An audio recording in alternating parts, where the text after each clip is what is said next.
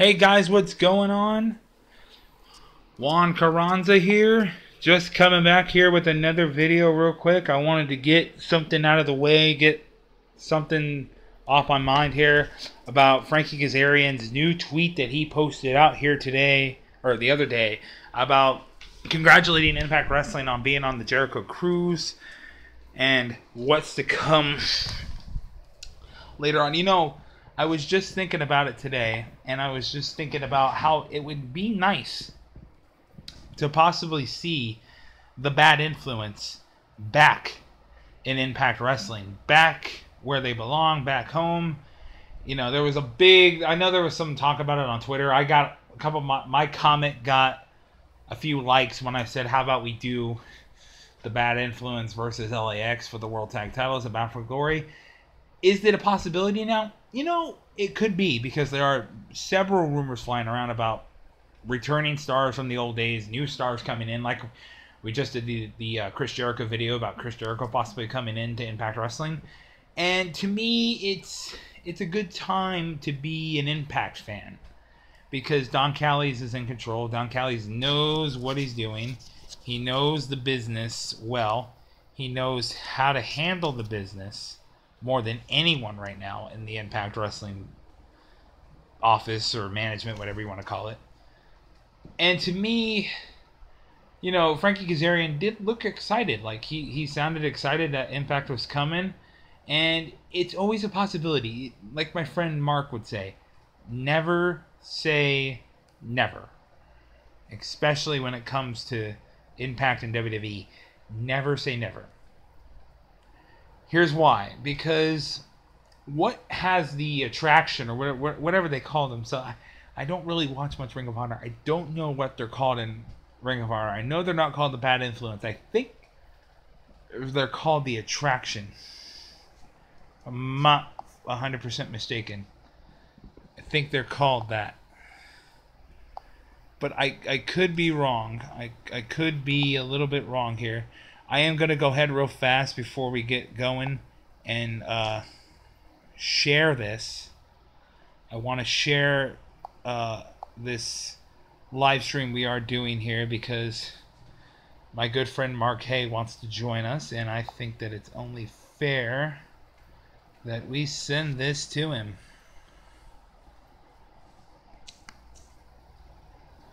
So let's go ahead and do that. You guys help me out.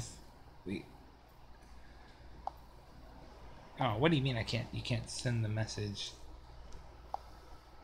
There you go. Alrighty.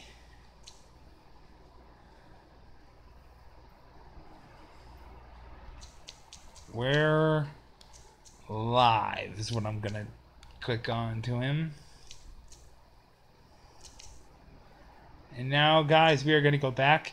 And I'm going to basically just run through what I think the top stars that are coming to Impact Wrestling. And personally, my opinion, more than just the Bad Influence coming to Impact Wrestling, I think there's going to be a lot more guys coming besides the Bad Influence. Because there is a rumor now flying around about Chris Sabin. Sabin possibly returning to the company, and maybe bringing Alex Shelley with him as the Motor City Machine Guns, which would be great. You know, that would be awesome. You know, we still talking about Jeff Cobb possibly coming in. That would be something awesome. I'm a huge fan of Jeff Cobb. I love Jeff Cobb, and I think Jeff Cobb would be phenomenal. And I mean absolutely phenomenal to be in WWE. Or not WWE, to be Impact.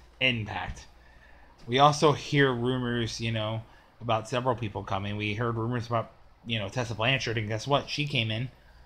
We heard, I think, because here's what Don Callis said. Don Callis recently said that there are people he wants to bring in to Impact Wrestling by the end of this year, maybe possibly the beginning of next year. Two of those men that he named are this. He named Chris Jericho and Kenny Omega. Kenny Omega coming in would be a game changer, a mind blower, basically, because nobody would expect it. nobody would ever expect Kenny Omega to be in Impact Wrestling. That would be a mind blower. Chris Jericho would be a big help because he'd have the star power. Johnny Impact kind of has the star power now to get us, talked about on TMZ and all that stuff. But Chris Jericho, oh my God. There you go. He would be the big star power for us to come in and really do some stuff. And another one to me that would really bring in revenue to me, that would bring in, how do I say this? More viewership, more of that star power, is another rumor I heard. You guys do notice before I start, where do you hear these rumors from? Well, guys, I can't give away his name, but I do have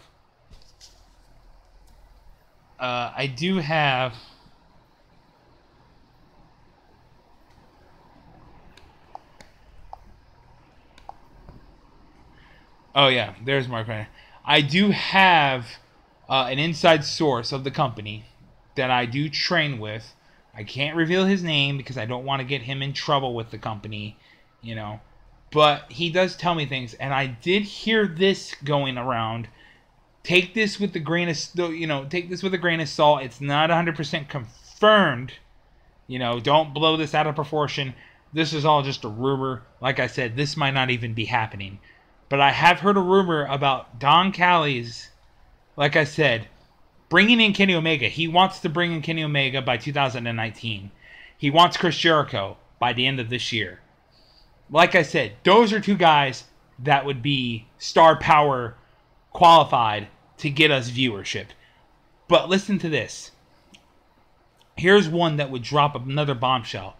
There are some rumors floating, surfacing, and there are some inside talks that I heard about, possibly stating, as you can see, my good pal Mark just commented, but how many more viewers will they bring, though? The Bad Influence, they might bring in some. I don't know. Chris Jericho and Kenny Omega, they'll bring in a lot. But here's another one that I heard about that I wanted to discuss with you, and I want your opinion on it too. I have heard from you-know-who, my inside source, won't reveal his name because I don't want to get him in trouble, like I said, about a possibility about Rob Van Dam returning to Impact Wrestling. Due to the fact that Rob Van Dam can no longer work for the WWE because of this whole concussion thing that happened. He has been doing a lot of work recently with PCW Ultra. He has been working very closely with Pentagon Jr. at PCW Ultra. And there are talks that Don Callis attended a PCW Ultra event in support of Pentagon Jr. and was seen, or from what I heard, was seen talking to RVD. I don't know if maybe RVD, he was just catching up with RVD. Like I said, he could have been catching up with RVD. He could have just been saying, hey, how are you doing? He could have been talking Impact business. He could have been talking about bringing in RVD to Impact Wrestling, bringing him back, maybe, having him come in as a veteran and, help out the X Division. Because I know the original plan was for Rey Mysterio to be that veteran that comes in and helps out the X Division, which isn't out of the woods yet, because, I know he is going. That is true. Does Impact really want that on their hands? But in my opinion, it wouldn't be a full-time gig. From what I heard, it would be more of like a Jeff Hardy, Rey Mysterio, Brock Lesnar type schedule where he works maybe a few sets of tapings, a few days of the tapings, because Impact tapings usually last about 6 days, so maybe RVD works 3 days of those 6, then he leaves. He's gone. He doesn't have to do the one night only live events. He doesn't have to do the Twitch live events unless he wants to, and that's it. He's just there to give them the star power for the television tapings. That's it. As to where Kenny Omega and Chris Jericho, if they were to come in, Chris Jericho, of course, would have the same schedule. Kenny Omega, in my opinion, would probably, if they could get him to come, because I heard that Don Callis and Kenny Omega are really good friends, and I heard that Don Callis is the talker. He can actually convince somebody to come. Kenny Omega would probably work the full-time schedule, to me, more than Because you think about it, though, working a full-time schedule with Impact is just doing 6 days of TV tapings, and then you're good.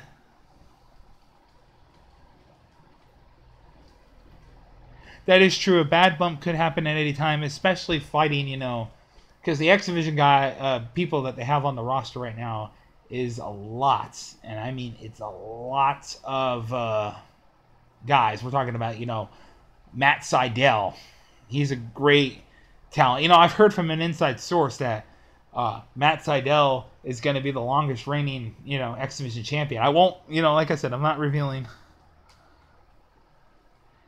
And Seth Rollins is a good example, but Seth's fine. He's at his all-time highest right now.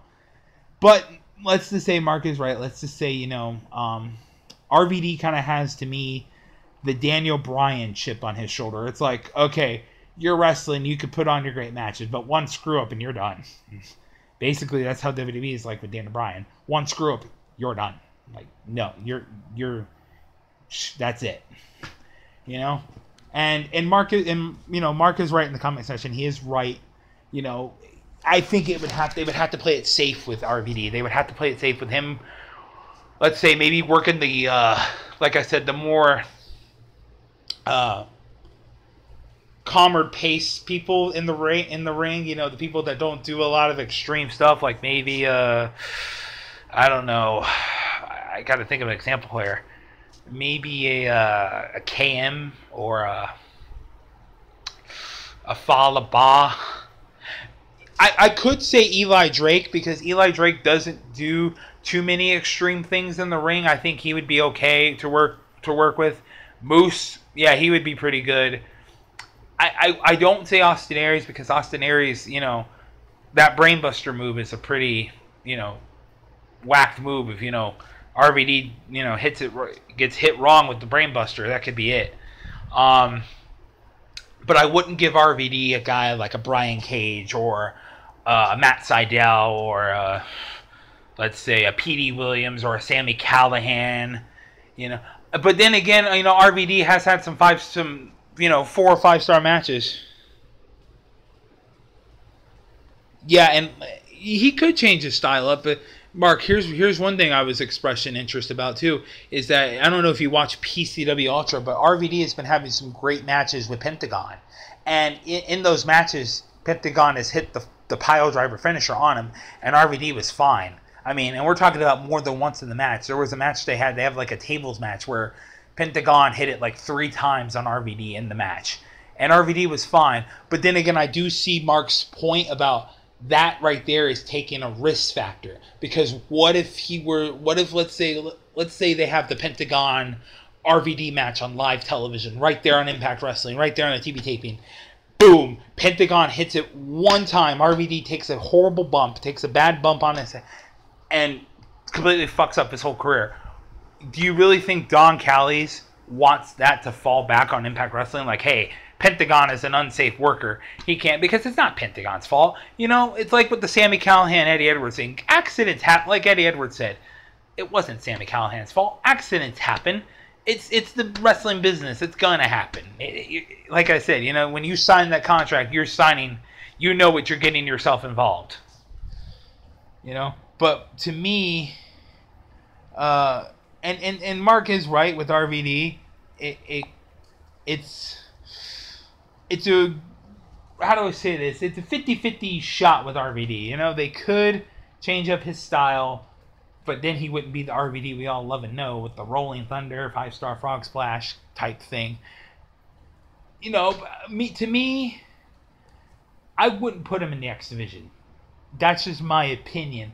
I'd keep him away from the X Division. I keep him more, to me, personally, I'd have him be in a tag team. And here's why I'd have him be in a tag team, because at least in a tag team, you can have somebody that helps him out. And I agree with Mark. It's a risk that Impact doesn't need. But if some reason Don Callis, like I said, if Don Callis or Scott D'Amore, because RVD is really good friends with Scott D'Amore, that is for sure, somehow find a way to bring RVD in, I'd say the safest route to go is forming some kind of a tag team for him. That way he has someone that can do all the extreme shit. And RVD just comes in, you know, does the Rolling Thunder, the 5-star Frog Splash, you know, whatever the hell it is, whatever other moveset he does, the kicks and all that. Boom, you know, he wrestles in the match, good 7 minutes. You know, maybe they partner him up with Matt Sydal. Let's say maybe they form a tag team with him and Matt Sydal. You let Sydal do most of the work for the match, and you have RVD come in and maybe he wins the match for him. You know, he does the 5-star. That's it. And you can get RVD going with that, you know, and that's something that I think we could all accept a role for RVD as a tag team. I could see him as a tag team champion. I could see him, you know, it would be a little bit of help to Impact to have RVD just a star power there. But the problem is that I don't think RVD is willing to do that. I think RVD, if he comes back, he's going to be wanting the main event. He's going to be wanting the world titles. He's going to be wanting, you know, the X Division, at least the X Division title. He's not going to be a guy that just comes in, hey, you know, Scott D'Amore, we're going to make you a tag team, RVD. Yeah, you know. Is he getting the titles? I mean, you can give him the tag team titles, but what good is it going to do? I mean, he'll bring a little prestige to it. My route, to me, my opinion personally, the safer route to go is to push for Kenny Omega. I agree with Don Callis. He really wants Kenny Omega. I think that's a better route to go, pushing for Kenny Omega to come to Impact in 2019. Like I said, I just made a live video a few minutes ago about Chris Jericho. That's a done deal. Chris Jericho will be here by the end of the year. I'm almost, like I said, I'm like 90% sure Chris Jericho is going to be coming to Impact Wrestling because of the whole, and it's already begun with the Sami Callihan thing. It's just a matter of time for Chris Jericho's here. Trust me when I say that, folks. I know a lot of you were asking me that in the Unleashed Wrestling stream the other day is, you know, what do you think about the Chris Jericho thing? I'm 90% sure Chris Jericho's coming to Impact. I know it's going to happen. As far as Kenny Omega, I can't answer that question. It's a 50-50 chance with Kenny Omega. He could, you know, he could go to WWE. I don't think he really wants to go to WWE, but in my opinion, you know, he could re-sign with Ring of Honor in New Japan. But like Kenny Omega said, he enjoys what he's doing right now. Now, if Impact somehow probably gets the partnership with New Japan, which I feel like I told you guys in the Chris Jericho video, is coming. It's probably coming. You know, I'm going to wrap this up because I don't want to stay too long on here live. But the Bad Influence coming back, yes, it will generate some revenue for Impact because you'll have 2 Impact originals from day one with the company. You know, they'll have good matches with LAX. But like I said, I'm going to do a video maybe later tonight about the Kenny Omega situation. I'll explain more about Kenny Omega. And I just wanted to cover Bad Influence and RVD in this video. And I will cover the Jeff Cobb situation later on tonight too with Impact. And I will also be discussing the Eli Drake contract situation moving forward. But thank you guys so much for watching. You guys tune in later for the Kenny Omega video. We will see you guys later.